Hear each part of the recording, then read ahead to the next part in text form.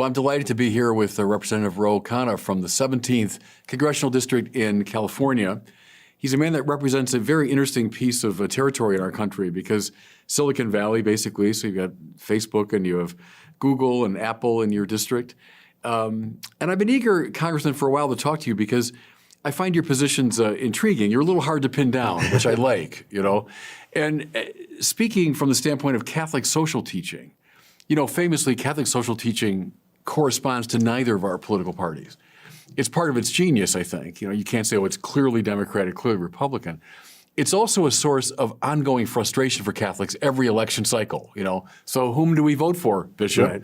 And we say, well, you know, Catholic social teaching says X, Y, and Z, and A, B, and C, and now you got to make up your mind and conscience.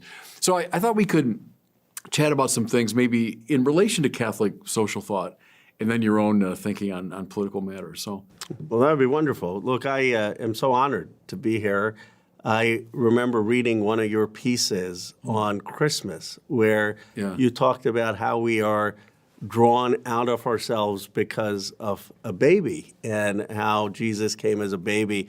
And I just thought, what a obvious but brilliant insight. I never thought about that, you know, having kids, that is something because of their vulnerability, that it draws you to them. And so we tweeted that out, and I'm really honored to be here. Oh, thank you very much for that. And we can't resist the charm of a baby, so God becomes a baby to lure us out of our self-absorption. But I never thought of that before. I mean, even though it's so obvious, it's so sometimes the obvious and then pointing it out just makes you think about the world in a different place, which is why we could get into it. I think it's so important to engage with the religious traditions in the public sphere. And sometimes, I mean, I'm of Hindu faith, and I often say, I wish I had more classes about in the Old Testament, New Testament, just to understand because it's so rooted in American culture. Well, you just tell me before we sat down that Leonard Cass was a teacher of yours at the University of Chicago. Leon Cass. Leon Cass. And then he has that wonderful book on Genesis that's based on seminars he gave there, right, at U of C. It is, and I had 3 quarters on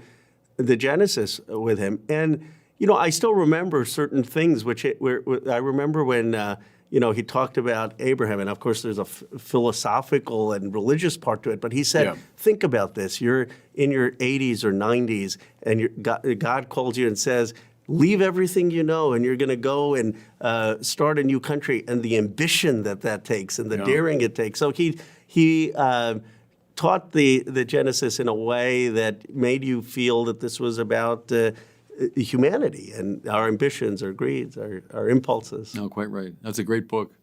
Hey, listen, you mentioned your Hindu and Indian background and the fascinating connection between your grandfather and Mohandas Gandhi. Yes. Tell me a little bit about that. So your grandfather actually worked with Gandhi, went to prison, right? He went to prison because of his support for Gandhi. He was younger. He worked with someone called Lala Lajpat Rai, who was part of the Indian freedom movement, but then he went to jail alongside Gandhi in 1942 to 1946 as part of the Indian independence movement. And of course, Gandhi, as you know, famously came up with this idea of satyagraha, which is active resistance, but that's nonviolent, and was heavily influenced by the Gita, but also by the Sermon on the Mount, by Tolstoy. And it's interesting because I think there was a lot of sort of nonviolent interaction with another person, but Gandhi took it that we could do this at a political level. Right. And I find Gandhi intriguing for so many reasons. And one is what you just referenced, that he comes as a young law student to London, late 19th century, and he's a very shy figure. But eventually he meets a group of Christians who encourage him to read the Bible. Right. And like a lot of first-time Bible readers, he found the Old Testament kind of puzzling. But he thrilled to the New Testament, especially Matthew 5, 6, and 7, the Sermon on the Mount. Yes. And Gandhi finds this teaching on nonviolence. He goes to his Christian friends and says, hey, this is marvelous. And they say, well, we don't take that all that seriously at all, or it's just for private purposes or whatever. But Gandhi realized it was dynamite, and then he used it, you know. And the great thing there is he understood it was not passivity in the presence of evil, but it was a very creative way to engage evil. King, very influenced by Gandhi, and also as a Christian, obviously by Matthew. The other great figure, I think, is John Paul II. So now late 20th century, John Paul II in Poland. up against, a giant army, nuclear weapons and everything. He has none of that, but had that soul force that Gandhi talked Yes. about. And, when he speaks of God in front of 1 million people in Warsaw, and they begin chanting, "We want God, we want God," prescient observers, Brzezinski being one of them, said it's over. They realized at that moment the Soviet domination was over because John Paul had unleashed something.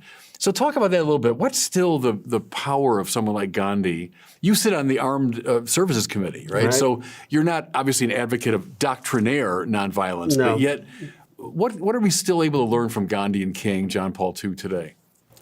Well, they represent, in my view, the highest calling of humanity. So for Gandhi, there was this sense that, okay, if you're faced with evil, and the British Empire at the time was far stronger militarily, that you overcome it with goodness, and that you overcome it not because of weakness. I mean, it was strength, but that force ultimately melts hearts, changes minds. There are scenes from the Indian independence movement where you had people going and getting beaten, and then another row of people would come and get beaten, and another row. And I think it just inspires us for what's the best, the most divine part of human existence. Now, that doesn't mean that as a nation, if you face terrorism, that we're going to with Hamas perpetrators do that. I mean, obviously there's, in my view, a need for force and just force, but in our interactions on a daily basis and in what we can aspire to as humanity, it seems to be the North Star. You mentioned at least indirectly, the just war tradition within Christianity. So in the very earliest centuries, you have a lot of the church fathers would advocate practically a nonviolent stance. They would say Christians can't participate in the army and so on. It's Augustine in the 4th and in the 5th century who articulates the just war tradition. It's completely misconstrued if you see it as some kind of warmongering move or an encouragement to war. Just the contrary. Augustine accepted what he called the metaphysics of peace, but he felt that within a fallen, conflictual world, sometimes all you can do to battle gross injustice is to resort to warfare. But he set these, very stringent limits to it. If you apply the Catholic just war criteria, it seems to me, it's hard to find a just war. That's to say, both, justifying going to war, but also the waging of the war. I'm curious about how many people in Congress would know that tradition, would apply that tradition when looking at issues of war and peace. The just war tradition. I'm just curious. I think there are people who would know it, not obviously to your depth, but would understand that that there are deep ethical principles involved, that we shouldn't just be rushing to war. There's probably been a reflection now, actually, in both parties, that over the last 20 years, the United States has gotten into wars without full deliberation, and that there should be more restraint and more thought in how we conduct war and what the human toll is. I mean, I do think on matters of war and peace, people really struggle with it, even if they don't know the tradition. I mean, members do understand the gravity of it. I mean, we're struggling with it today in what's going on in the Middle East and in Ukraine. Right, because proportionality, discrimination are two key elements when it comes to the waging of war. There's got to be a proportionate response, but also a discriminate one. We make every effort to discriminate between combatants and non-combatants. And one of the criteria on the way to war is last resort. I've always been struck by that we've exhausted every other means before we get there. And so the social teaching tradition of the church keeps us from rushing into, armed conflict. But anyway, I think it's very important that we keep those criteria in mind as we think through, those issues. And I think this is one of the important reasons that we need faith informing politics, right? Yeah. Because otherwise, someone hits you, someone strikes you, the human response is you want to strike them back. And what faith at its best does is makes us pause and think and say, well, what is the ideal way to live? And that doesn't mean we can always live the ideal way in a, as you put it, fallen world, but certainly it should help shape the action and give us pause, at least give us some sense of deliberation.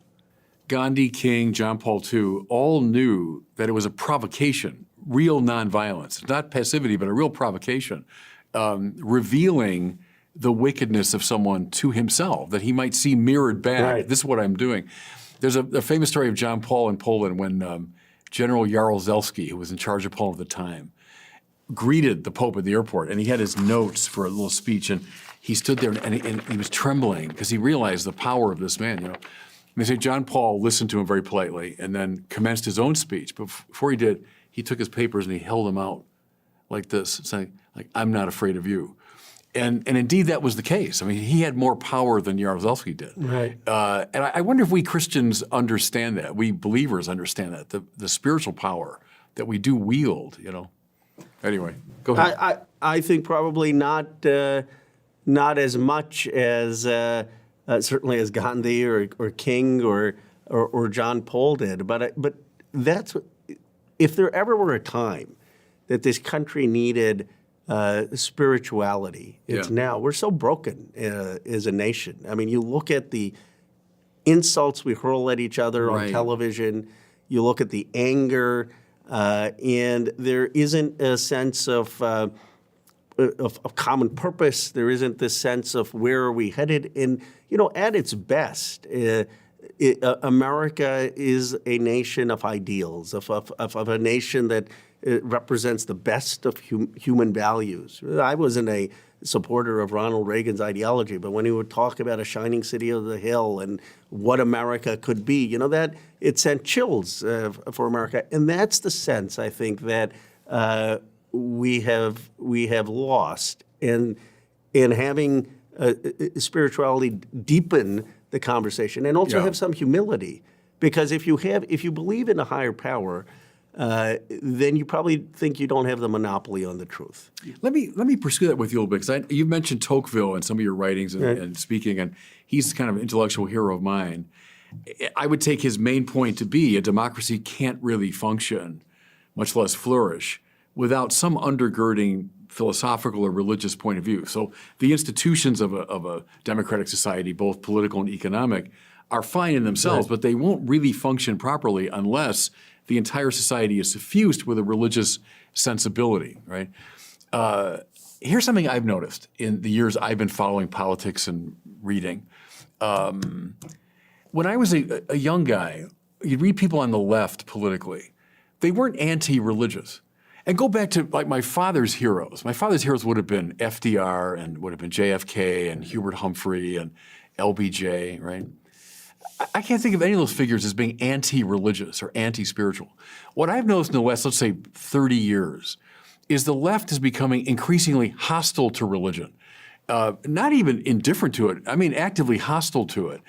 And that worries a lot of us because of the Tocqueville principle.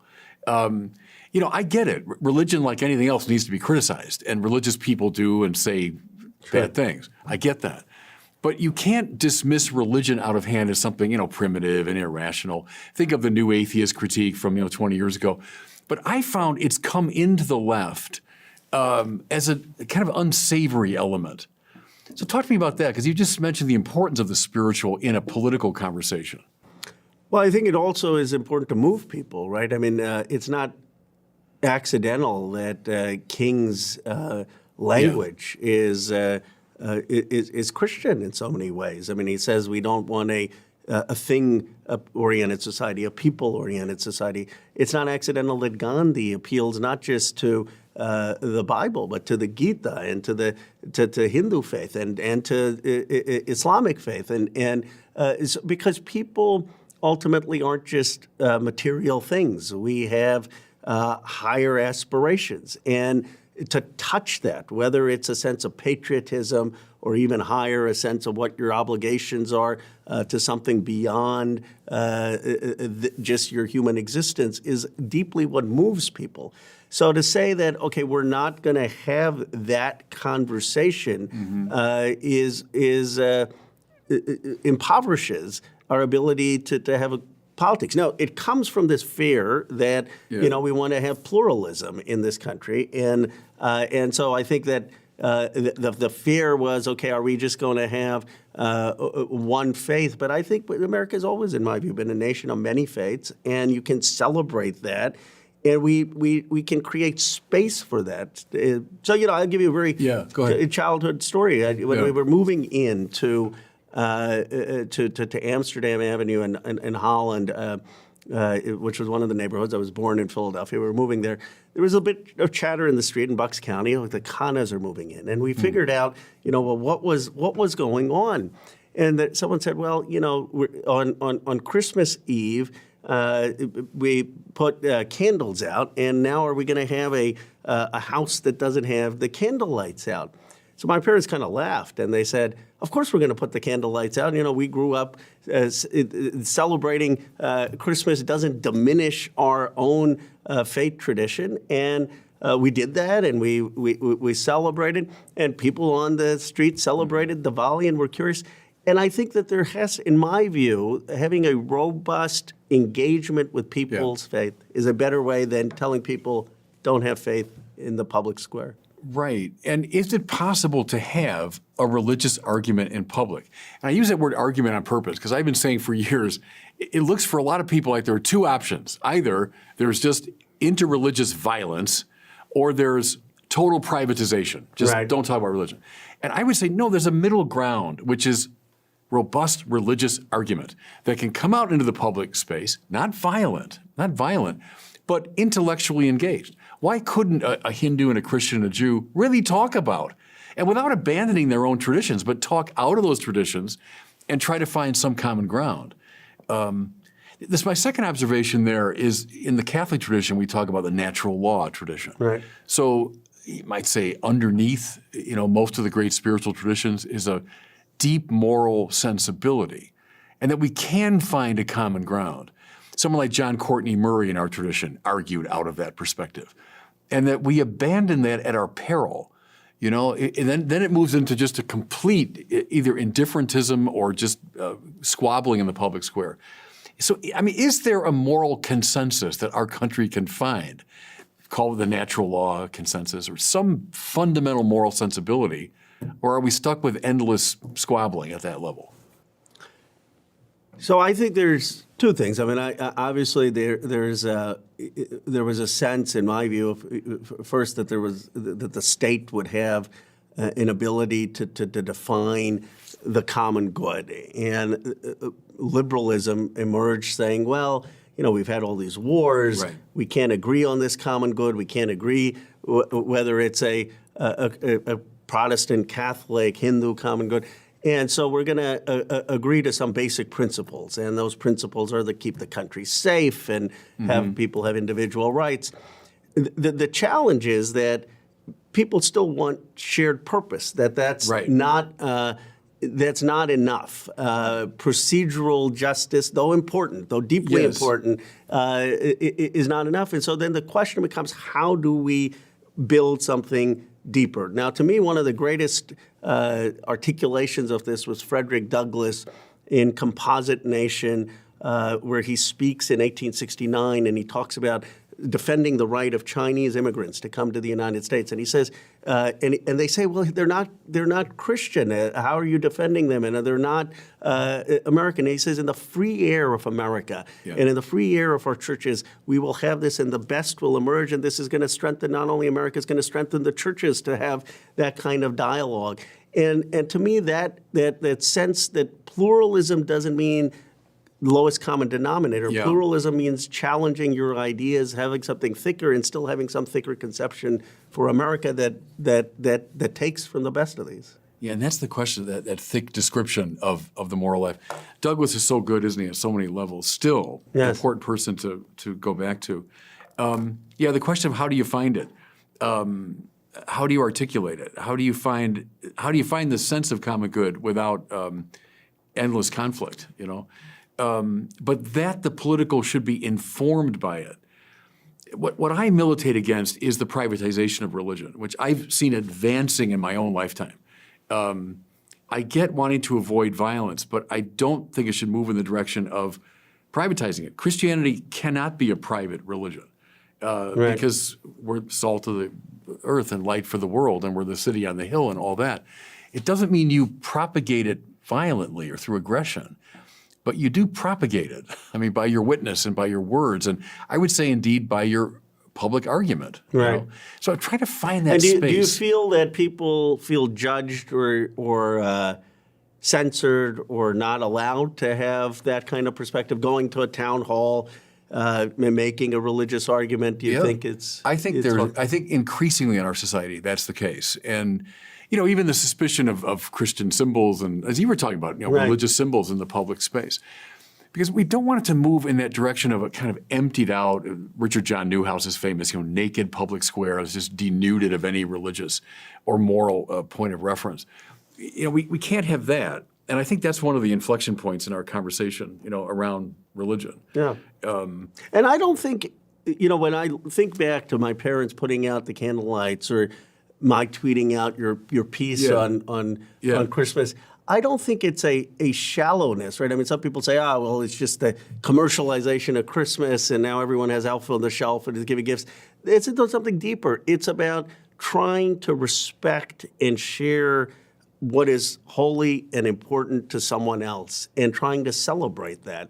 And the other person reciprocating that in you. Now, maybe that gets to some common ground. Maybe that strengthens the appreciation for a common direction. But if all I'm saying to you, Bishop Barron, is, well, I respect your right to exist and me not to hit you and me not to steal from you, that's not as deep a bond as if I say, well, I want to celebrate and understand things that matter to you. Is there a teleology to our political life? I guess is the question. Is it actually going somewhere? Are we heading toward a common good? Or is it more that procedural, element you're talking about? Is it merely protective or directive? That's, I think, in terms of classical political philosophy. Modern political philosophy tends to say the purpose of government is protective, to protect our rights, protect us from, violating each other's rights. But classical political philosophy, Aristotle, Plato, Cicero, Aquinas, would be directive. The purpose of government is to direct us towards some clear sense of the common good. Now, I know that shattered at modernity of the Enlightenment, that consensus around the common good, And we're the inheritors of that moment, it seems to me, that shattered. So we're left with a kind of proceduralism that's good, but not enough, as you're saying. So that's what we, I think, all need to think through in a fresh way. And then we're always haunted by the specter of violence. The minute you're talking about here's the common good, here's the good that we should all be seeking, and someone goes, well, I don't agree with that. And then that's my point about argument. Well, can we find a place to argue about it anyway, publicly, without killing each other or without falling into complete polarization? To my mind, that's the central struggle maybe in the political life today. I completely agree with you, and I think what our nation is trying to do is unprecedented. I mean, there has never been a cohesive, multiracial, multi-ethnic, multi-religious democracy on the face of the earth. And so we're trying to do this. And it's not enough to just have procedural justice. We want to have a common good, right? A nation is not, when people say America is just an idea, well, yes, it's an idea in the Constitution, but it's also the Revolutionary War, and it's also the blood spilled in the Civil War, and it's also World War II and the Cold War. It's stories and events, and a nation isn't just ideas.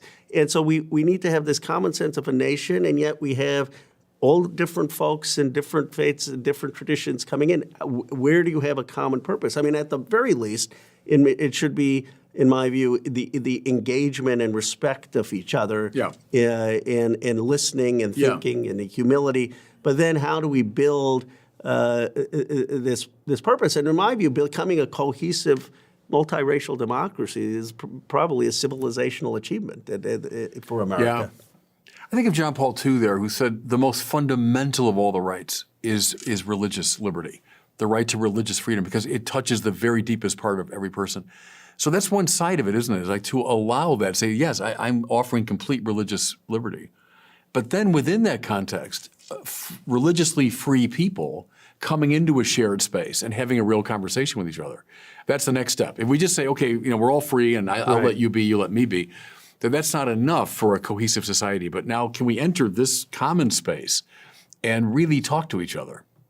So anyway, I think we're not going to solve that today, but I think that's the issue. And do you think it is, do you find leaders, without making it partisan, who are on either side, who are able to speak in a spiritual sense to give common direction, purpose to America? Not nearly enough, no. I would say that I don't see that in the public conversation. Because King did, right? King did, absolutely. King did.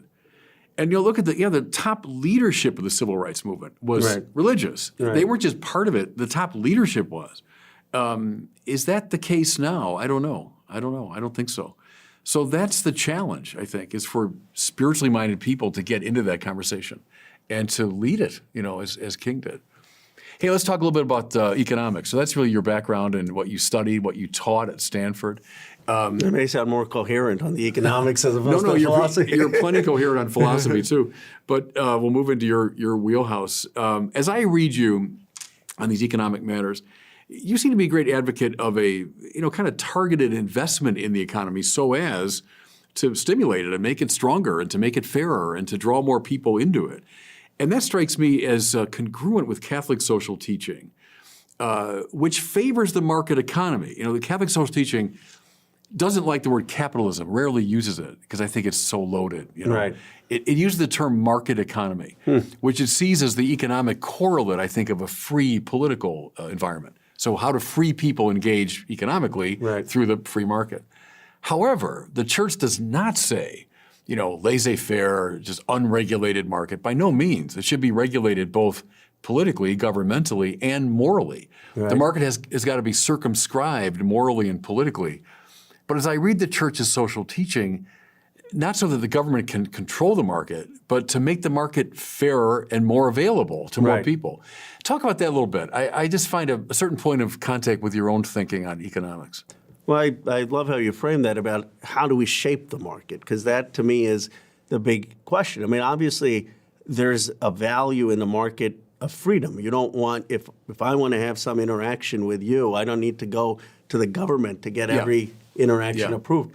But what has happened is, what if you have a society which is just transacting, and it so happens that in my district, you now have $10 trillion of value.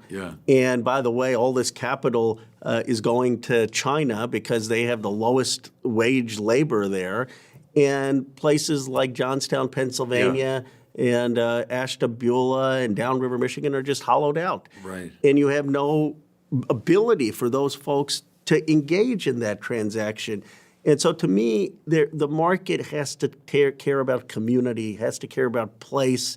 There has to be some understanding that you can't just have the concentration of opportunity. You can't just have capital, especially globally, go to the cheapest labor. There have to be certain standards, and there has to be certain economic opportunity for people who want to live in the place that they call home. They may want to, we just think people are actors in a market. And so you're saying to someone, okay, go get retrained, go move. Well, what about their home church? I want to stay here. What about their family? What about their community? Why are those not also important values? And I think this has been another source of the polarization in our country. One is the challenge of figuring out a common good, but the other is that some people have a much better chance of economic opportunity than others, and depending on where you were born. You're finding common ground with Republicans too on this, aren't you? I am. With Marco Rubio. With Marco Rubio. Tell me about that, your kind of collaboration with him on this. Well, Marco Rubio, to his credit, and if you ask us for the diagnosis of the problem, it's almost identical. We said, look, there's been the hollowing out of manufacturing in this country. I don't know what we were thinking in terms of going from the biggest exporter of steel to now the biggest importer of steel. 9 out of the 15 steel plants in China. Rubio would say the same thing. And town after town losing industry, and we didn't do anything. If you go to these communities, there's a sense of betrayal, of anger at both the whole political system. And so what Marco Rubio and I are saying is it's okay to have a strategy of economic development. Every other country has that. That doesn't mean that we don't have the market. That doesn't mean that we don't have private sector. But our government, which is the most powerful institution ever invented in human history, should care about making sure that communities have economic opportunity. And we should care that the critical modern industries are here and that America be a manufacturing superpower, an economic superpower. It's not just Rubio. I've worked with people like Mike Gallagher on this, who's the chair of the China Select Committee. I mean, this is, I think, one hopeful strand for the United States. And this, I'd love your thoughts, Bishop Barron. If it is hard for us to have a thicker conception of the common good, right? But Marco and I agreeing on issues of abortion, where I'm, just candidly for reproductive rights. I don't want to mischaracterize however he wants to characterize his position on that. If those are hard conversations for us as a nation, how can we find common ground, at least on the economics? It's maybe not at the highest plane, but building us as a superpower on manufacturing, building us economically. Can we at least find some common ground there that starts to move this country in a place where we can push for our convictions on issues where we disagree, have a robust debate, do it respectfully, but also at the same time not be paralyzed? Yeah, well, I mean, first of all, for Catholic social teaching, a healthy economy is a high moral value. So a healthy economy is producing jobs and helping families and helping a nation develop and creating wealth and all of that. That's a moral consideration. John Paul II said that the Catholic social teaching is key to the new evangelization. So if you want to evangelize, one way to do that is to make a moral commitment to improving the economy. So no, I think I'd be with you there. And hasn't Marco Rubio called his position a common good conservatism? Right? He has. So a conservatism, but it's not a libertarianism or not a, kind of just free market anything goesism, but rather one that's directed toward the common good. And you sound in some ways like Ronald Reagan. I hope you don't see that as an insult, but I mean, Reagan, who certainly would have favored, keeping business here and making it stronger, and he not did simply with Semitech, with the semiconductor industry, right. and obviously I have ideological differences with him, but I'll tell you the one thing that Ronald Reagan had when he gave the speech that if you go to Japan, you as an immigrant, you can't be Japanese, and if you go to France, you can't be French. My parents came here as immigrants. I was born here in Philadelphia in 1976. My wife often jokes saying, you take credit for that, but you had nothing to do with your birthplace or year. But, a bicentennial baby, born in Bucks County, and at the age of 40, a grandson of someone who was a freedom fighter in Indian colonialism, a son of Indian immigrants, is elected to represent the economically most powerful place in the world in terms of wealth. That's us at our best. That's America. That's America at the best. That wouldn't happen in Germany. That wouldn't happen in France. That wouldn't happen in other places. And so what we need, whether it's in Obama in this way or a Reagan, we need people, again, to believe in the aspirational story of America. This is the greatest nation ever conceived. And some things, the thing that bothers me the most about our moment is the sense of losing that. We were losing that sense of how special this place is, how much sacrifice has gone into where we are. Yeah. Hey, can I ask you something with the American ideals in mind? This famous debate today between what I call equality of opportunity versus equity of outcome. So in a lot of the woke debates today, there seems to be a stress on equity of outcome, that we need to just, render the whole society racially or in terms of gender or whatever it is, ethnically equal. And I've always stood on the side of more of the classical liberal position of Thomas Jefferson and I would say Martin Luther King. Right. It's not equity of outcome that we want, it's equality of opportunity. Right. That's the great American ideal. And equity of outcome, in fact, would call for an extraordinary manipulation of the society, an extraordinary intervention of government and into the economy and all that. Help me with that. Bill Maher asked Bernie Sanders that question. Is it equality of opportunity, equity of outcome? And Sanders said it's equality of opportunity. And I thought, good.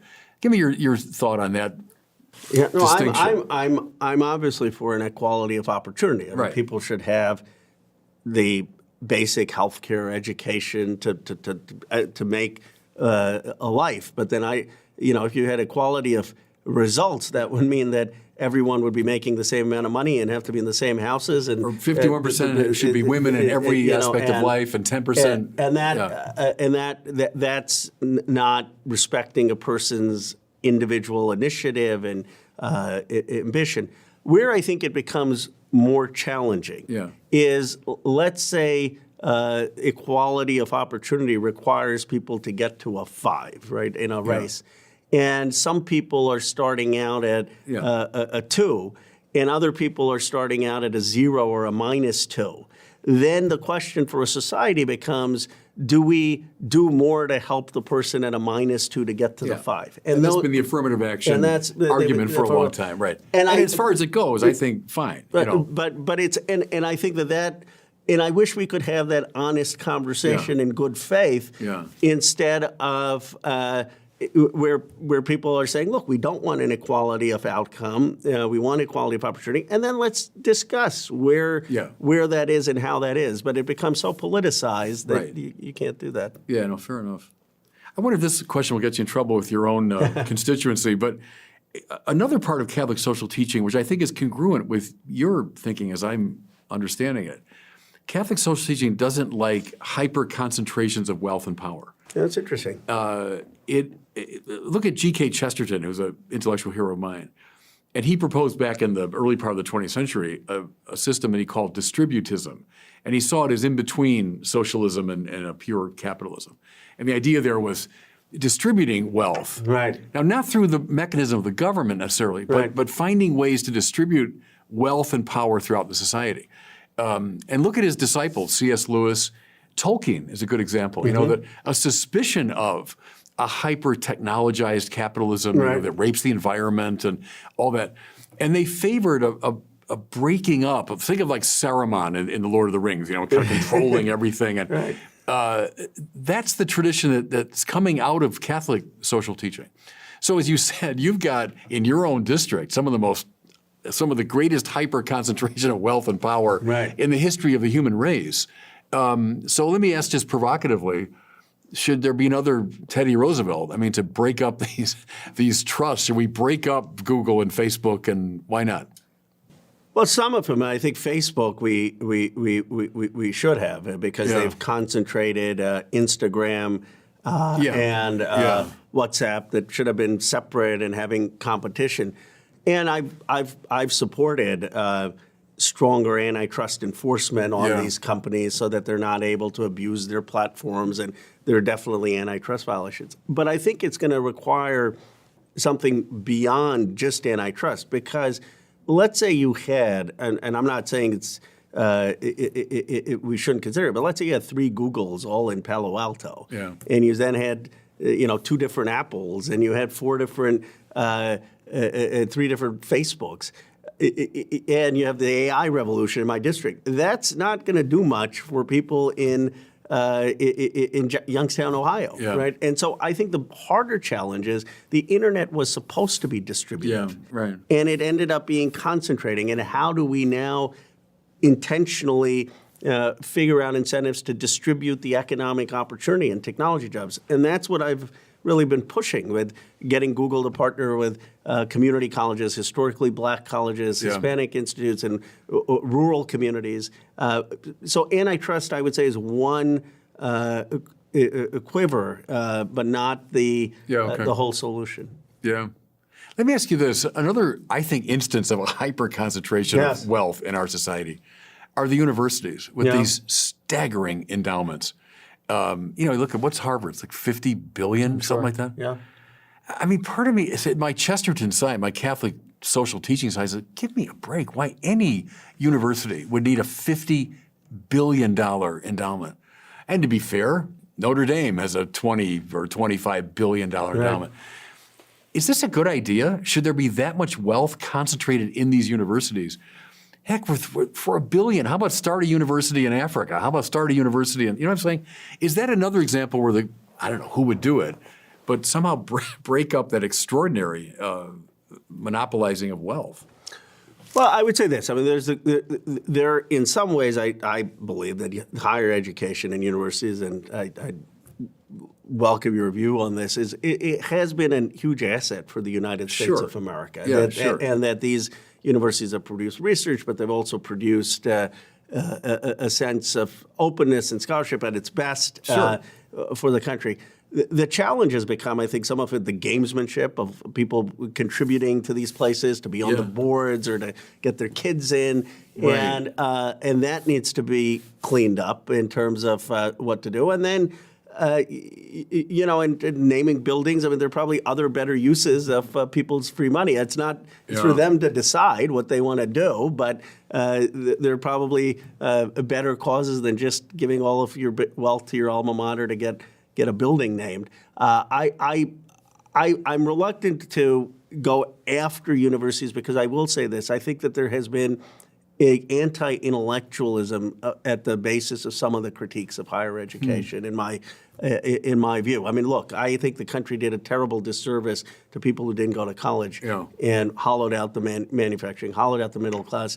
But the flip of that shouldn't be, okay, we don't need PhDs, we don't need graduate students, we don't need college degrees. I think there's got to be a balance. Thomas Piketty is, I don't agree with all his conclusions, but he has this great research that in the 1950s, almost 80% of Americans were going to high school compared to 30% in Europe. It gave us this huge advantage. And so I do want us to still invest in education in all forms. Yeah, no, I agree with that, of course. But something I found encouraging, actually, in my experience in recent years, the number of kids who are saying to me, when I'm not going to college, I want to become a plumber. Right. I want to become an auto mechanic. Which is fantastic. I'm like, yeah, and I say, terrific. A, you'll make a lot of money, Yes. I'll tell them. And B, I mean, maybe not everybody is suited for university studies. My parents' generation, rare was the person that went to college. Neither of my parents went to college.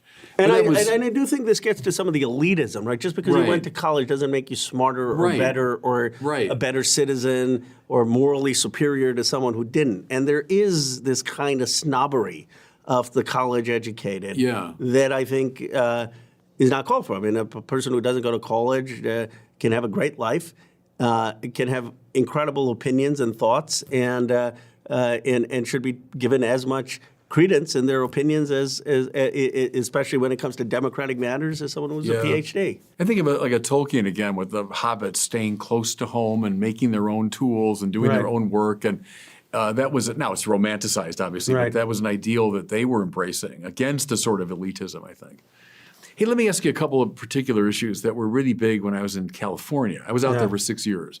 I lived in Santa Barbara. I was auxiliary bishop for Los Angeles, so I came to know Southern California. The homeless issue got demonstrably, visibly worse in the 6 years I was there. Right. It was bad enough when I arrived in L.A. It was much worse when I left. Yeah.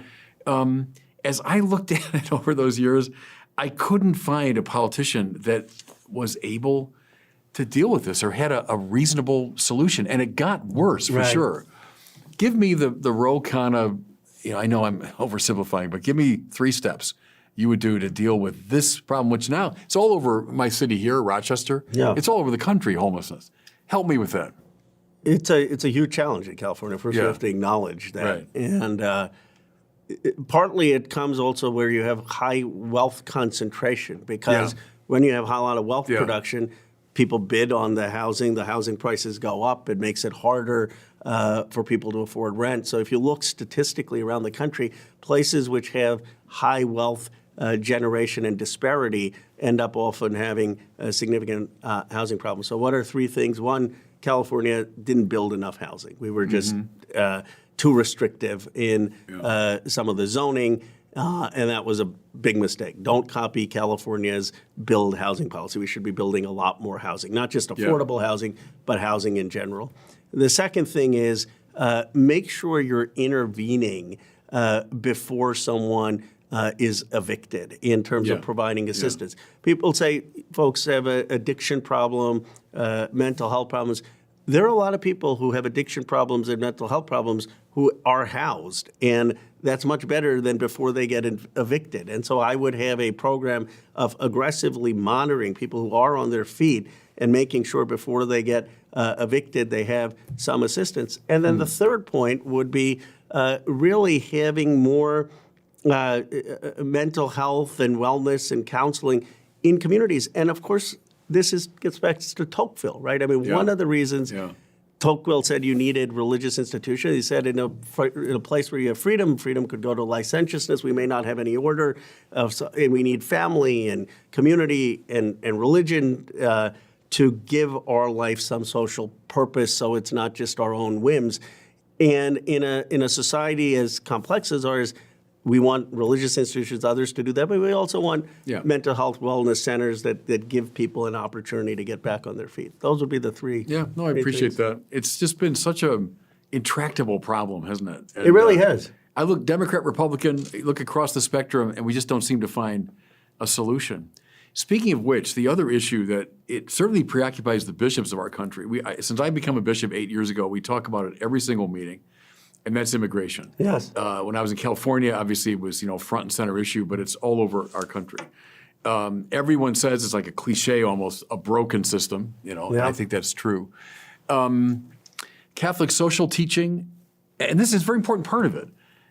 It says yes to a nation's right to define and defend its borders, right. and not just for xenophobic or jingoistic reasons. There are good moral reasons for that. Right. To maintain if an economy can't handle this huge influx of people or whatever it is. There are good moral reasons. And to be honest with you, I think sometimes as a church we're not as good at articulating that there's a moral reason why a nation can defend its borders. Okay, that's one feature of it. The other, of course, born of Jesus and the New Testament and the prophets, is a great openness to the poor and to the marginalized and those who are threatened in their home country and all of that. By a deep instinct, we say, yes. And then as Americans, Statue of Liberty, the huddled masses. I mean, so there's all these instincts in us, both American and Catholic, that say yes, with the caution of defending borders. Okay, that seems to me at the principle level where we are. And I agree with that framework. I think you would get 90% of Congress agreeing with what how you've come we can't articulated. solve it? That's what frustrates a lot of us is, all right, I think we all kind of agree on those great principles. What's the main problem? Why can't we solve this? I think the challenge has become it's so politicized. I mean,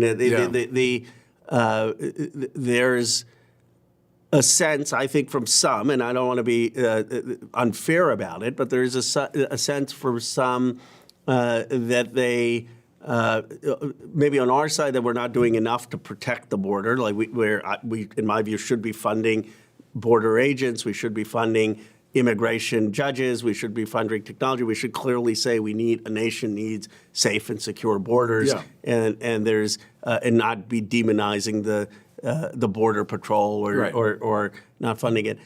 On the other hand, there also needs to be a recognition that that immigration is still enriching to the United States, and and there's got to be a pathway for people to come here. If there was a more orderly process, if you didn't have these awful scenes at the border where people are being raped and where people to get to the border and where they're being harassed, and it's this terrible, terrible journey. And if you didn't have the concentration of migrants in cities where they're not being able to work and where they're becoming a drain, I think that a lot of the immigrants have integrated into the country. And so the question is, how do we have an orderly asylum process? How do we have an orderly process to come into the United States in a way that respects the rule of law? And it's politically charged. But we can't find majorities in both houses that would agree with what you just said. It seems puzzling to me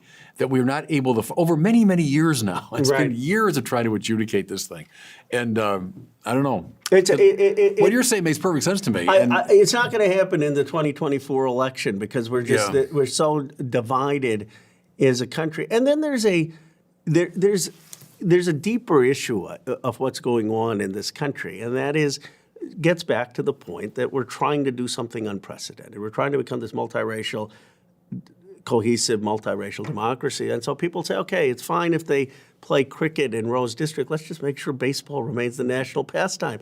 And this is a real conversation that we need to have in this country, is how do we embrace the new without discarding the old, the tradition? Where is that balance? And so much of our fight is the inability to see that nuance, that there are certain traditions of this country that we should embrace and that we make room for the new without just jettisoning the old. But it seems to me that the immigration debate is caught up on that, with some people saying change is happening too fast versus others saying, no, we're still going to be this great melting pot of America.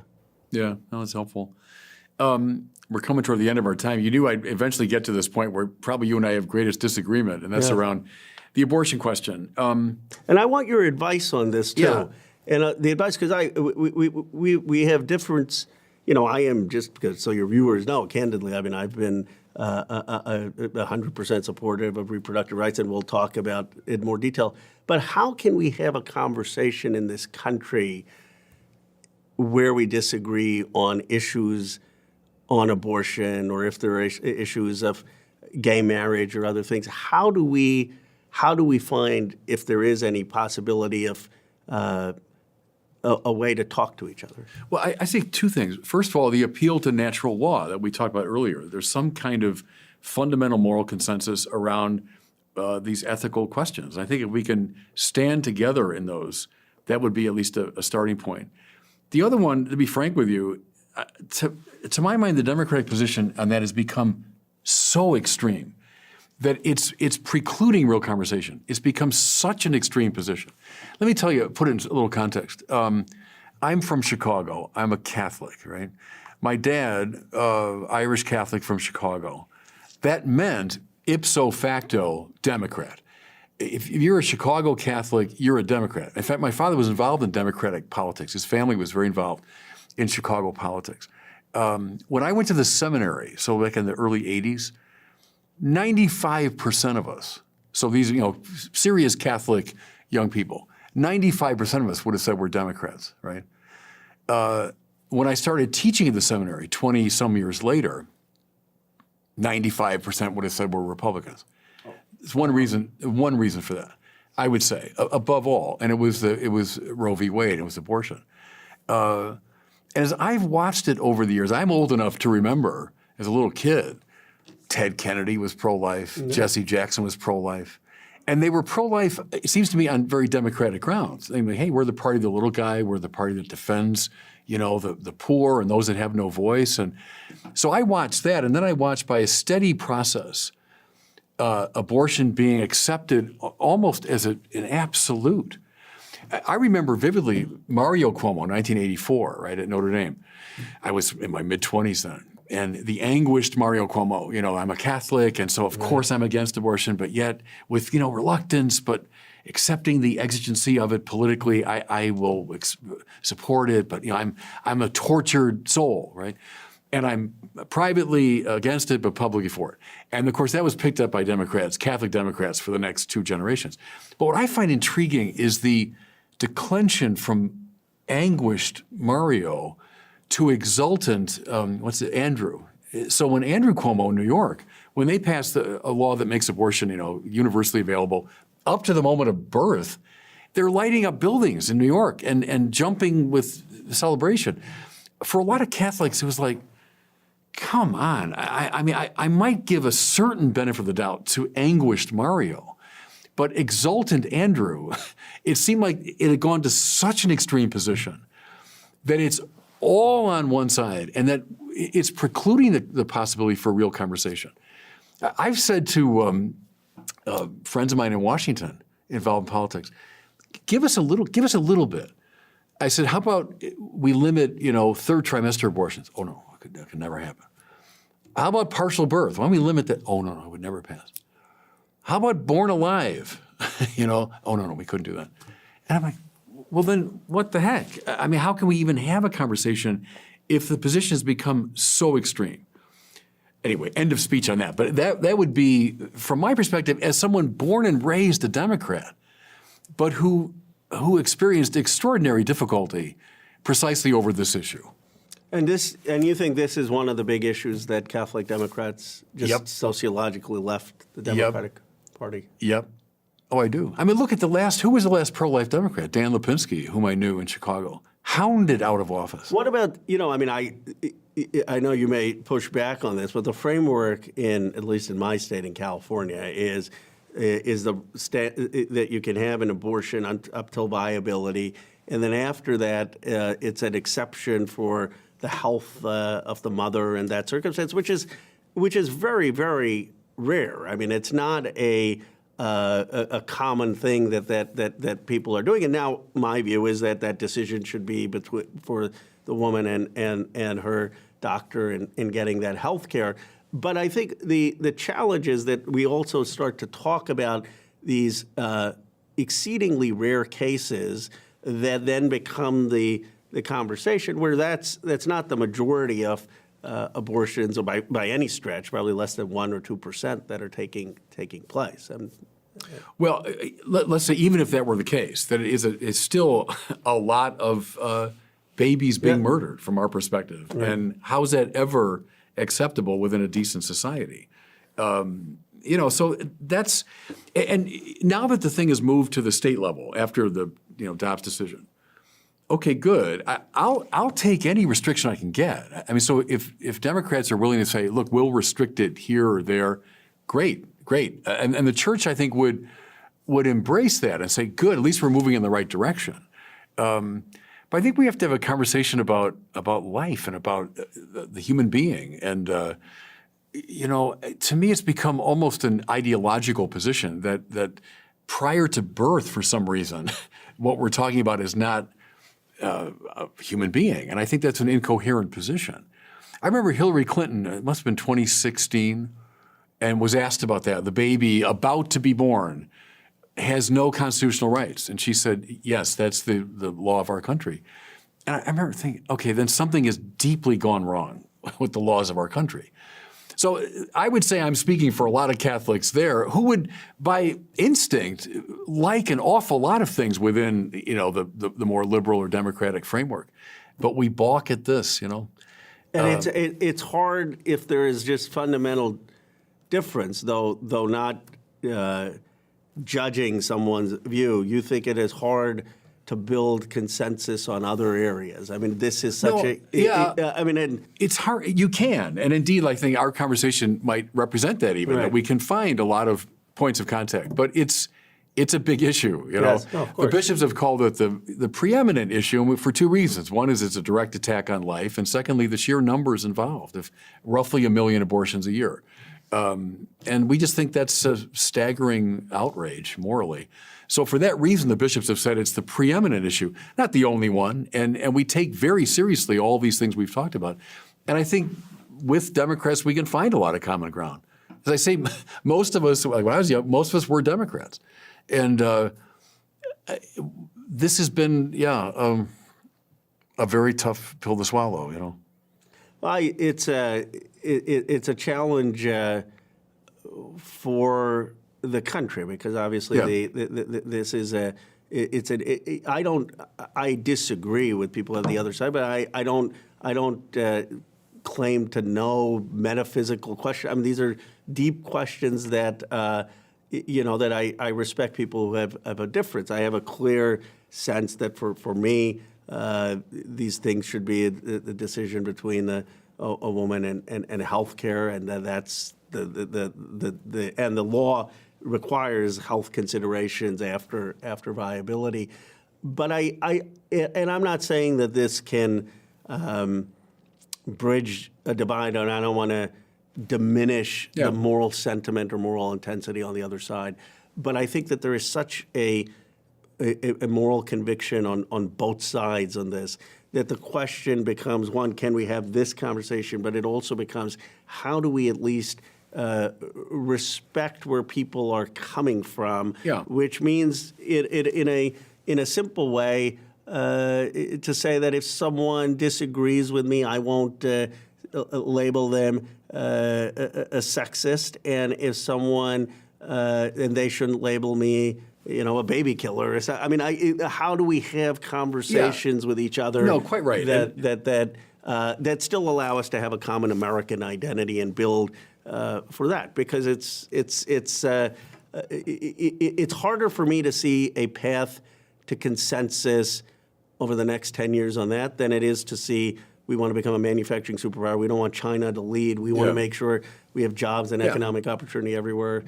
We want to become this great multiracial democracy. Yeah, and it's a thorny question to be sure. And I think just to keep creating the space where the conversation can unfold is a good thing. I'm in favor of that. And I would say the recovery of something like a natural law framework so that we're not just asserting our freedom over against each other. 'Cause that's a non-starter, it seems to me. When, well, here's my point of view, your point of view, we'll vaguely tolerate each other. Can we find at least some moral common ground, to talk about it? I would encourage that. But no, I think there's plenty of room for conversation and for agreement on some, pretty important things. And the church takes very seriously the political conversation. As I say, the political conversation has enormous moral implications. The church would kind of stand with Aristotle. Politics is a moral enterprise, right? First and foremost. It's not something divorced from morality. It's a pragmatic concern off to the side. No, it's by its nature a moral project, the political project. So I think, I hope our conversation today is a good example of how we can pursue that conversation. Well, I've enjoyed it. I've learned from your perspective and erudition. We live in a country where the incredible is possible. And I think that the one thing we both share is this profound love for this nation, of the genius of every individual. I mean, that's so unusual. And I maybe end with this perspective. And I do think this is consistent with, or you tell me if it is, but it's consistent with Catholic teaching. And that is that for most societies, the people who could have a good life were the few, the rulers, the aristocrats, the scholars.